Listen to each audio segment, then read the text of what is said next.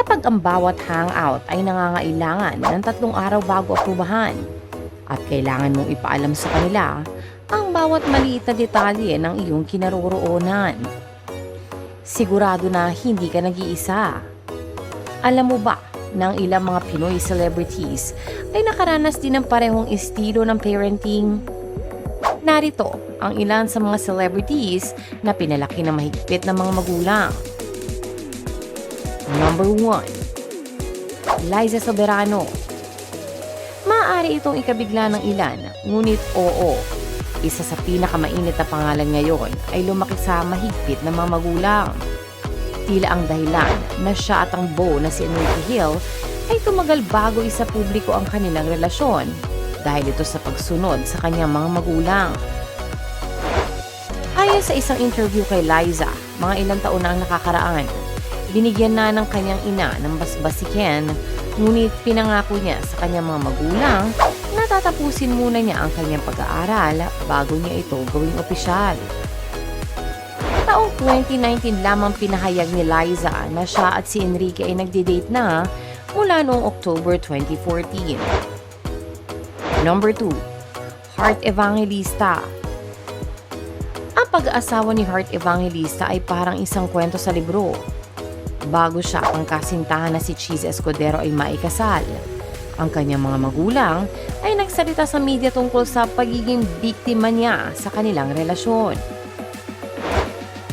Ayon sa kanyang ina na si Cecile Ompauco, si Heart daw ay madaling mapaniwala ng ibang taong dahil sa kanyang insecurities at kawalan ng confidence sa sarili.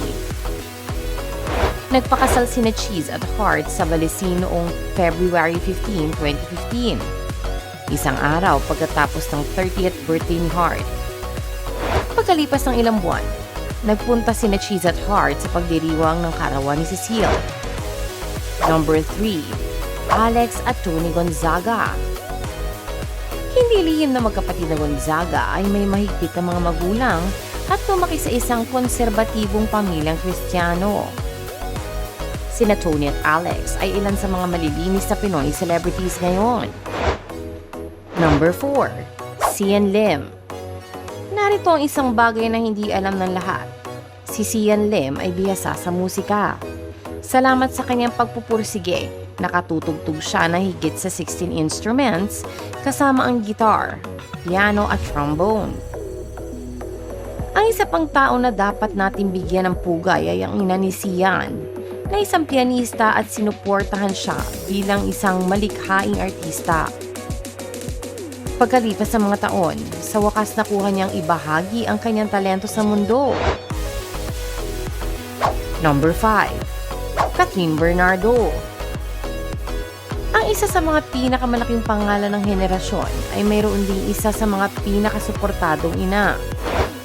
Kung nasaan man si Kathryn, mga photoshoots, tapings, TV guestings, at kahit nasa mga biyahe sa ibang bansa, makikita lagi si Mrs. Bernardo na pinapanood siya mula sa malayo.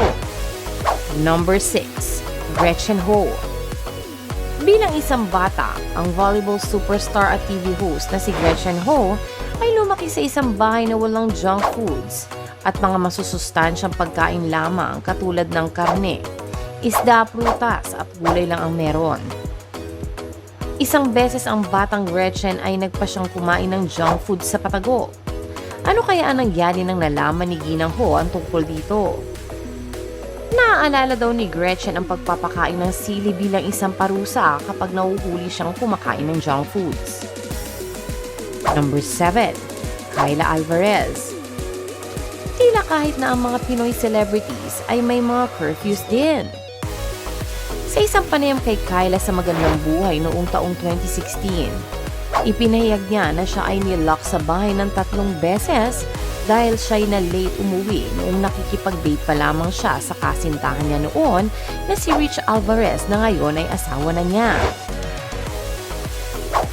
Number 8. Sara Geronimo. Mother knows best. Iyon ang motto ni Mommy Divine sa popstar royalty mula pa noon.